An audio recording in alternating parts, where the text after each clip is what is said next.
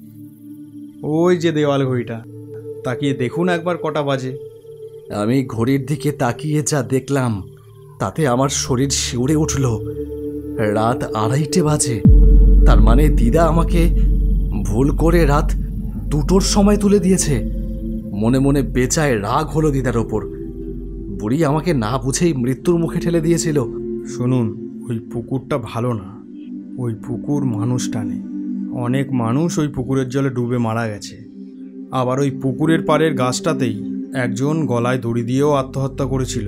তাদের কারুর আত্মাই মুক্তি পায়নি, প্রেত হয়ে এখনও রয়ে গেছে ওই পুকুরের আশেপাশে। আপনি এক কাজ করুন, বাকি রাতটুকু এখানেই থেকে যান। ভোর 4টেই আমিও স্টেশনে যাব। আমিই ডেকে দেবোখন আপনাকে।